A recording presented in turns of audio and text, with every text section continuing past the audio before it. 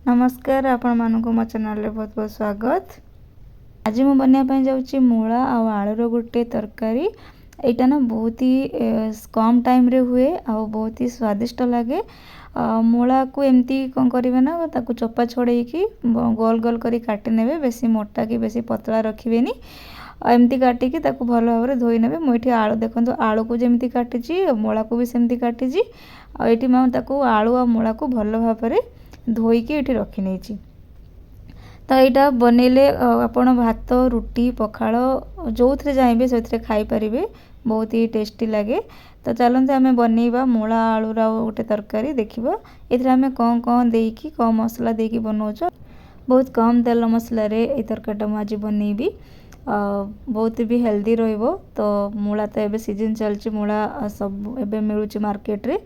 तो चलते आम बनइबा। ये मुझे कढ़ई और कढ़ई की गरम देती, गरम गरम हो सारा। तो मुझे सोरिष तेल नहीं, ये 2 चामच सोरिष तेल नहीं। आप चाहिए साधा तेल माने रिफाइन तेल नहीं पारे। तो मुझे 1 चामच जीरा देती, जीरा टे भल भाव फुटीगला अदा रसुण देती, अदा रसुण और कंचा लकार पेस्ट 1 चामच देती। बेसी देनी, मुझे मूला और जी आलू नहीं से हिसाब से मसला नौ। जदि आप मूला आलूर क्वांटिटी बेसी कम करेंगे से हिसाब से मसला नेबे। तो ये मुझे गोटे मीडियम साइज टमाटो और ताकू मुझे पूरा पतला पतला कर काटी नहीं ये भल भाव मसला सहित कषि नवा। तो ये मुझे हलदी हाफ चामच रे, लंका पाउडर 1 चामच नहीं। जदि आप जो भाया राग खाऊे से भाया आप लंका पाउडर नेबे। तो यहाँ बेसी मोर राग ना कलर टे आसे से 1 चामच नहीं। राग आपण हिसाब से रखिए। तापर मुझे पानी देकी भल भाव कषि नेबी।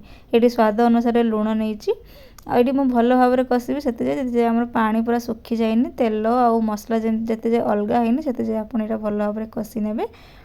तो मसला जिते भल भाव कषिबे तरकारी स्वाद से भल आसी थाए। निहाती आमर ये 10 मिनिट पाखापाखि हम मो मसला को कषिजी। 10 मिनिट पाखापाखि एमती मसला को कषि नेबे। देखो मोर मसला भल भाव कषि गलानी। आम जो मूला आलू को काटिकी रखी ये नहीं नेबे, नहीं भल भाव मसला सहित गोलई नेबे। तो मु फास्ट मूला आलू को सिझे नथिली कि भाजी भी नथिली, पूरा डायरेक्ट कंचा करूची। यदि आप चाहिए तो कंचा न करने तो फास्ट आप कौन करेंगे ना सिझे नेबे। तो पानी देकी टिके मूला आलू को सिझे नेबे। तो सेटा हेले भी टिके अल्प टाइम रे हो जाए कषि जाए। मुझे पूरा कंचा डायरेक्ट करूची। तो आप चाहिए जो हिसाब से करने चाहिए सेमती करेंगे। ये मुझे कम तेल मसला करी डायरेक्ट ही मसला नहीं जाऊँगी। ये मोर देखो टिके खाली मसला सहित मूला आलू को निहाती आप 10 मिनिट पाखापाखि कषि नेबे। भल भाव कषि नौ पानी देवेनि कहीं मूलू एमती पानी भी बाहर, पानी न देकी आप एमती भल भाव कषि नेबे। जदि आपण मैंने एबे जाए मो चैनल रे नुआ अछंती प्लीज सब्सक्राइब कर दियंतु, लाइक कर दियंतु आ कमेंट रे जणातु केमती हिची। तेबे मताको घोड़ाई घोड़ाई ना एमती 10 मिनिट भल भाव कषि नेबे। तापर मुझे पानी नहीं, पानी मुझे बेसी दौनी कहीं ये तरकारीटा को मुझे सुखा सुखा रखी।